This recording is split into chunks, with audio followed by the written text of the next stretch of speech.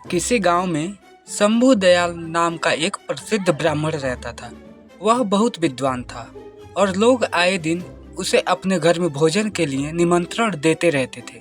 एक दिन ब्राह्मण एक सेठ जी के यहाँ से भोजन करके आ रहा था। लौटते समय सेठ ने ब्राह्मण को एक बकरी उपहार में दी, जिससे ब्राह्मण रोजाना उसका दूध पी सके। ब्राह्मण बकरी को कंधे पर रखकर घर की ओर जा रहा था। रास्ते में 3 ठगों ने ब्राह्मण और उसकी बकरी को देख लिया और ब्राह्मण को लूटने का षड्यंत्र रचा। वे ठग थोड़ी थोड़ी दूर पर जाकर खड़े हो गए। जैसे ही ब्राह्मण पहले ठग के पास से गुजरा तो ठग जोर जोर से हंसने लगा।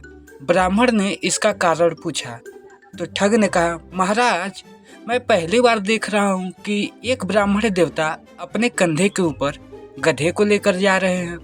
ब्राह्मण को उसकी बात सुनकर गुस्सा आ गया और ठग को भला बुरा कहते हुए आगे बढ़ गया। थोड़ी ही दूर पर ब्राह्मण को दूसरा ठग मिला। ठग ने गंभीर स्वर में पूछा, हे ब्राह्मण महाराज, क्या इस गधे के पैर में चोट लगी है जो आप इसे अपने कंधे पर रख कर ले जा रहे हैं? ब्राह्मण उसकी बात सुनकर सोच में पड़ गया और ठग से कहा, तुम्हें दिखाई नहीं देता कि यह बकरी है, गधा नहीं? ठग ने कहा, महाराज, शायद आपको किसी ने बेवकूफ़ बना दिया है, बकरी की जगह गधा को देकर। ब्राह्मण ने उसकी बात सुनी और सोचता हुआ आगे बढ़ गया। कुछ ही दूरी पर उसे तीसरा ठग दिखाई दिया। तीसरे ठग ने ब्राह्मण को देखते ही कहा, महाराज, आप इतनी तकलीफ क्यों उठा रहे हैं? आप कहे तो मैं इसे आपके घर तक छोड़कर आ जाता हूँ।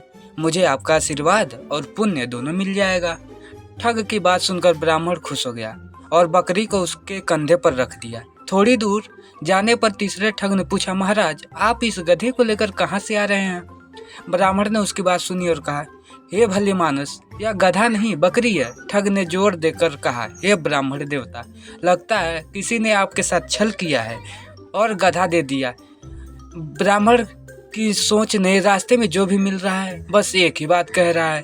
तब उसने ठग से कहा, एक काम करो, यह गधा मैं तुम्हें दान करता हूँ, तुम इसे ही रख लो। ठग ने ब्राह्मण की बात सुनी और बकरी को लेकर अपने साथियों के पास आ गया।